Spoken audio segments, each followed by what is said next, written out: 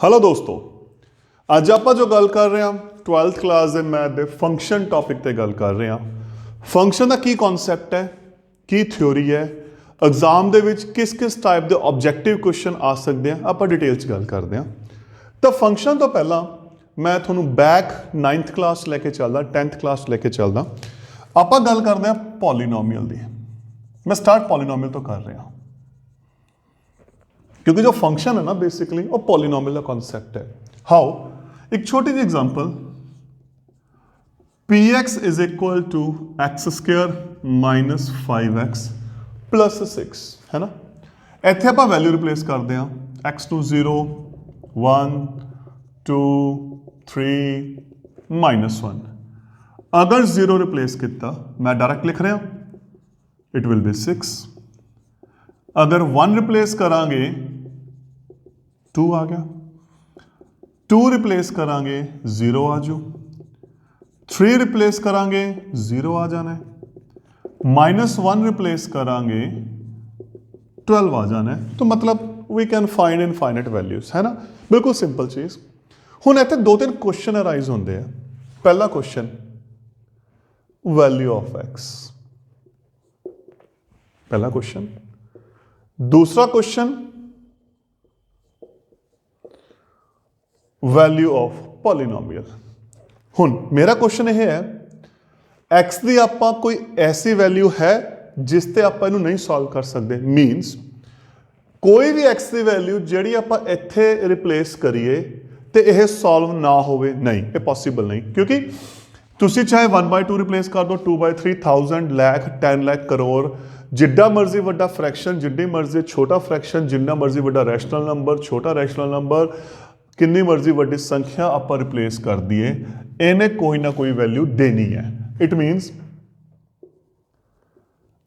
Every value of x, पहली गल है ना, every value of x has value in polynomial. मैं फिलहाल ये गल कर रहा, पहली गल तो यह होगी। नंबर 2, हुण क्वेश्चन यह है, तुसी अज 12th क्लास चो, मैं 9th क्लास का क्वेश्चन पाया, मतलब 4 साल का गैप तुहाडा पै चुके हैं। तो एग्जाम्पल मैं आ लई, मैं एक्स नूं 0 रिप्लेस करया, एक्स नूं 0 रिप्लेस किया, पॉलीनोमियल की वैल्यू 6 आ गई। इत्थे 1 रिप्लेस किया, वैल्यू 2 आ गई, 2 रिप्लेस किया, 0 आ गई।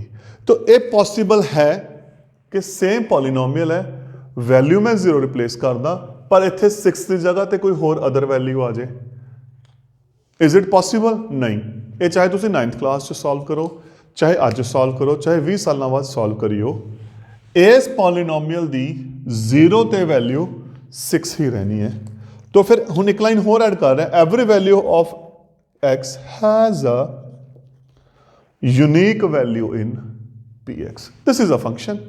ये फंक्शन की डेफिनेशन है कि every if a function f, p की जगह पे एफ आ गया और polynomial x, now we are dealing with fx, function of x, from x to y defined such that every value of x has unique value in y, that is a function। वो function है अपना। हुण मैं एक रफली chart बनाना, तो function actually polynomial तुसीं already कर चुके हो। अगर आप एक रफली, मैं डायग्राम्स बना रहा, देखो फिलहाल मैं इसे दी बना रहा। सपोज आ एक्स है, आ वाई है, वाई का मतलब पी एक्स है जी आप गल कर रहे हैं।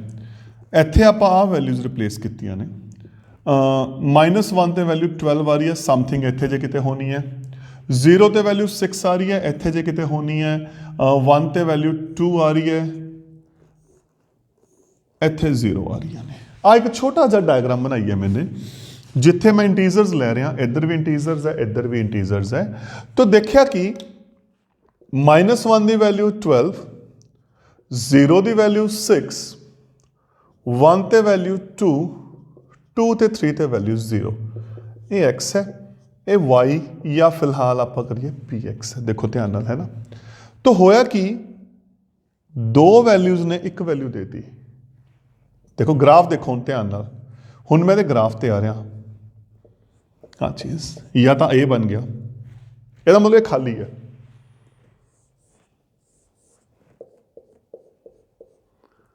एक आ बन गया,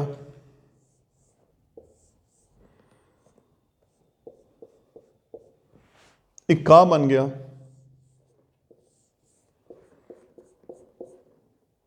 ये ऑलरेडी हो चुके हैं। ओके आप थोड़ा जिहा मॉडिफाई आ लो, एक आ बन गया। मैं 4 ग्राफ बनाए ने थे, first is x, second is y. Again वही गल आ गई, एक्स डोमेन है, वाई को डोमेन। मैं रेंज से भी आ रहा, ठीक। हुण इत्थे देखो, एक्स की एक वैल्यू तो वाई की एक वैल्यू, एक्स की एक वैल्यू तो वाई की एक वैल्यू, एक्स की एक तो वाई की एक, एक्स की एक तो वाई की एक, एक्स की एक तो वाई की एक, आ खाली आ गई। मतलब यह जी वैल्यूज है वाई दियाँ जो एक्स ने सॉल्व नहीं कीतियां, ठीक। हुण फंक्शन की की डेफिनेशन सी, देखो फंक्शन की डेफिनेशन, मैं उससे आ रहा बैक, हुण आप मेन वर्क ते आ रहे हैं। व्हाट इज फंक्शन, मैं सिंपल लैंग्वेज लिख रहा बिल्कुल इत्थे, every value of x in x has a unique value in y. This is the definition of function. Simple ये function है ना। इत्थे देखो x की हरेक वैल्यू, पहली गल y की हरेक वैल्यू दी है, ठीक, पर ये किते बाउंड नहीं y की इमेज होवे, तो यदा मतलब ये फंक्शन है। इत्थे आ जाओ, x की एक value, every value of x have unique. हुण प्रॉब्लम की आ गई, एक्स की एक वैल्यू ने 2 देतियां, कहने का मतलब इस पॉलीनोमियल कोई यह जी वैल्यू हैगी एक्स की, आप 1 2 3 रिप्लेस कर दिए, ये आंसर 2 आएंगे, नहीं, यदा मतलब ये फंक्शन नहीं हैगा, यूनीक है, एक ही आनी चाहिए है। इत्थे एवरी वैल्यू ऑफ एक्स है, आ खाली आ गई, इन्हें कुछ भी नहीं दिता, ये खाली आ गया, यदा मतलब ये भी फंक्शन नहीं हैगा। Every value of x have unique, मतलब पहली गल तो एक्स की हरेक वैल्यू होनी चाहिए है, नंबर 2 हरेक ने एक एक वैल्यू देनी है, 2 वैल्यूज नहीं देनिया। इत्थे एक्स की एक एक्स दी 2 ने 1 देती, ओके है, आप गल कर चुके हैं, दैट इज डन। तो ये भी की है अपने को फंक्शन है। तो कॉन्सैप्ट बड़ा ईजी है, डायग्रामिकली बड़ा ईजी कॉन्सैप्ट है। होर डायग्राम्स देखते हैं आप, एक आ रहा, मैं दोबारा रिपीट कर रहा इस चीज़ को, आ रहा आ रहा आ रहा एवरी वैल्यू ऑफ एक्स, पहले चेक करो, डन है जी। एवरी वैल्यू ऑफ एक्स, पहली लाइन ये है, पहले सिर्फ मैं गल कर रहा, ये भी डन है। Every value of x done, every value of x done, ठीक। अगर इधर खाली हो जाता, उत्थे क्रॉस हो जाता, आप बनाई लें, लो आ देखो, आ खत्म, क्योंकि एवरी वैल्यू नहीं है, it is not a function. अगे यूनीक, हरेक ने एक वैल्यू देनी है, इन्हें एक दी, इन्हें एक दी, इन्हें एक दी, इन्हें एक दी, इन्हें एक दी, ये फंक्शन है। इन्हें एक दी, इन्हें भी एक देती, इन्हें भी एक वैल्यू है, 1 1, it is a function. 1 1 1, it is a function. इन्हें 2 देती, it is not a function. तो 2 केस खत्म हो गए अपने, दीज 3 आर फंक्शन। वाई दे लिए अपनी कोई सिरदर्दी नहीं, फिलहाल अपनी कोई गल नहीं। तो दिस इज फंक्शन। हुण आपां गल करनी है types of functions. Types 1 1,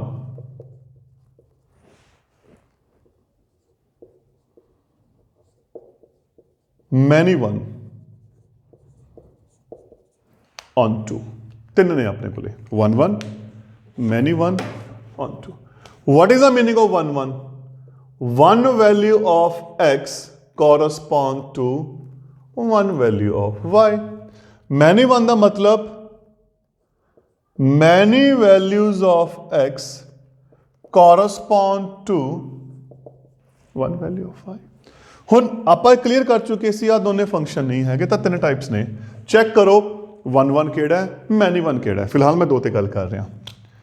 1 value of x correspond to 1 value of y, इत्थे 2 आ गई, तो मैनी वैल्यूज ऑफ x है 1 वैल्यू, ये मैनी 1, इत्थे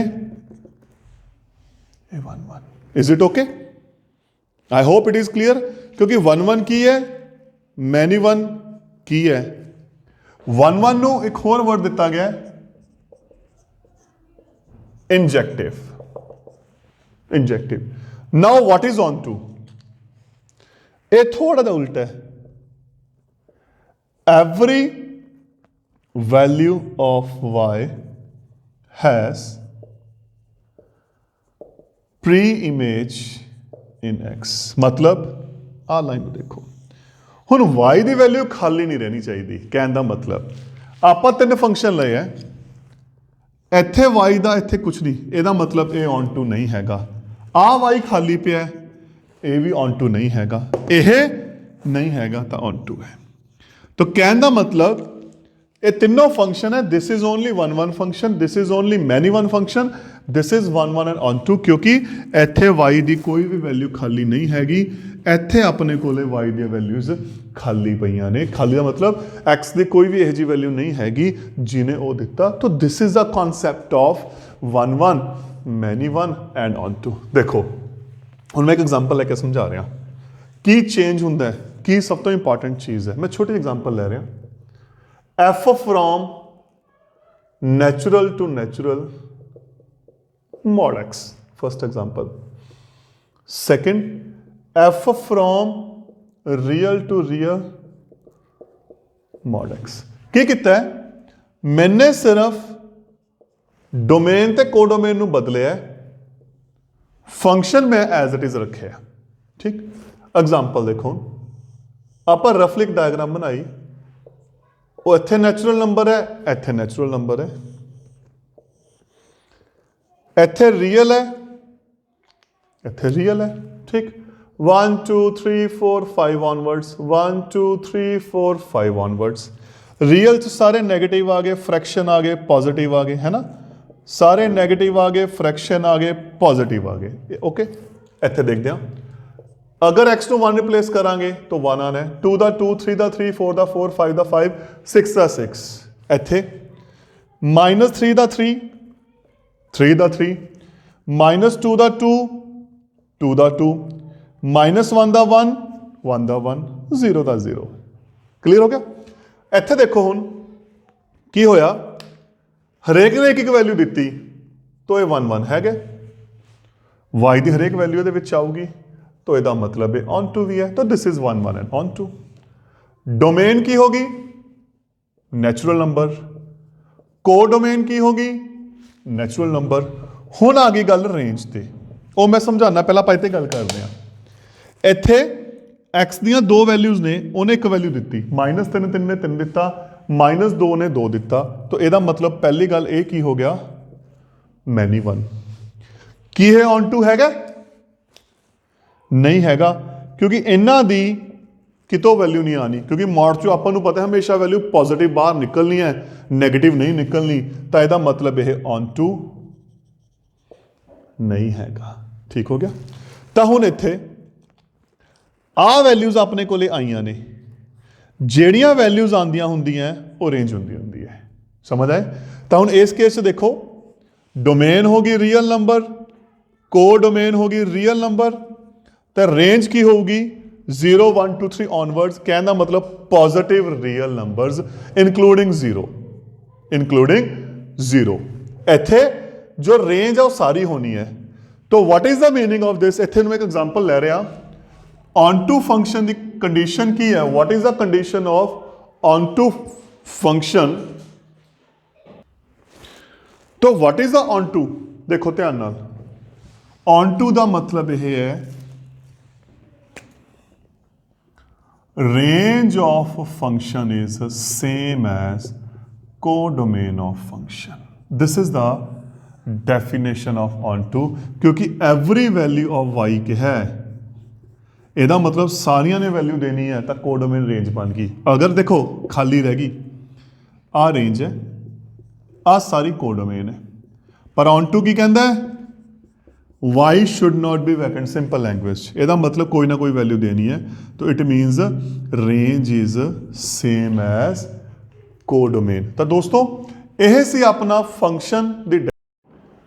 इस तो बाद आप हुण जिहड़ी गल करनी है, आप गल करने दी कंपोजिशन ते, जो इसका टॉपिक है नेक्स्ट है, ये डेफिनेशन होगी वो, क्योंकि इसे लगातार चक्के चल रहे हैं आप। तो नेक्स्ट टॉपिक है जो अपना इसका, that is composition of functions. Composition two functions ਨੂੰ ਆਪਾਂ ਮਰਜ ਕਰਨਾ ਹੈ ਸਿੰਪਲ ਲੈਂਗੁਏਜ ਦੇ ਵਿੱਚ। ਕਿਵੇਂ ਕਰਾਂਗੇ? Let us start.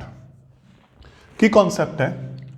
Light f from a to b and g from b to c any function। या सिंपल मैं गल करा, अगर ये x है, f ऑपरेट किया, we have fx, then g operate किया, देखो f ऑफ दिस, तो g ऑपरेट किया g ऑफ दिस, तो g ऑफ fx या गॉफ शॉर्ट फॉर्म से आप लिखते हैं g of f x. Same अगर कोई होर चीज़ देती है अपन होर प्रॉपर्टीज या होर अपन सिस्टम देता number system, we have f of g as fog. Now what is gof and fog? That is a composition merging two function with each other. लेकिन इत्थे एक बड़ी इंपॉर्टेंट चीज़ जो तुसी ध्यान नाल देखनी है, देखो ध्यान नाल देखो, एफ दे लई आ डोमेन है, कोडोमेन है, सॉरी कोडोमेन ऑफ एफ, पर जी दे लिए की है? डोमेन है, डोमेन ऑफ जी। तो यदि डेफिनेशन है कि g of f is defined, g of f is defined if codomain of f is same as domain of g. Multiple question आ सकते हैं। सेम सपोज फॉग कहता, when fog is defined when codomain of G is same as domain of F। ਇਹ ਤਾਂ ਆ ਗਈ ਇਹਦੀ definition, ਇਹਦੇ ਜੋ ਆਪਾਂ ਕਹਿੰਦੇ ਕੁਐਸਚਨਸ ਆ ਗਏ।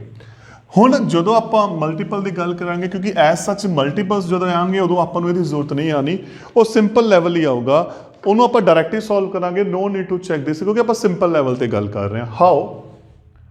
ਐਗਜ਼ਾਮਪਲ ਆ ਗਈ, f x is suppose x square plus 1, g x is four sine x, find fog and gof. ये डिफाइंड नहीं, मतलब no need to check with codomain and domain. Solution fog of x, f of g x, ठीक। तो हम देखिए f of g x. Now what is g x? That is sine x, value replace की। तो actually की है, अगर f of x इत्थे एक्स है तो वी हैव दिस, मतलब स्केयर ऑफ दिस प्लस 7। हुण एक्स की जगह अपने को की आ गया, साइन एक्स आ गया, मतलब square of this plus 7। Next देखो, अगर मैं गॉफ ते गल करदा, g of f x. Now what is f x? X square plus 1।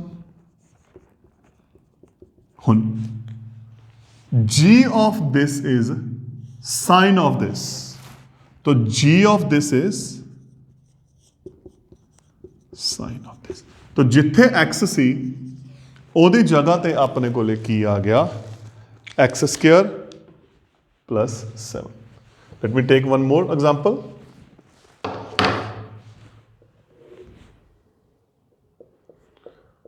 F x is suppose log x, gx is suppose sin x। Fog कह सकते हैं, गॉफ, फॉफ या गॉग। समझाने दे लई, f of g f of g x. What is g x? Sine x, तो f of sine x. F of this is log of this, f of this is log of this, तो answer is log sin x। हुन Gauff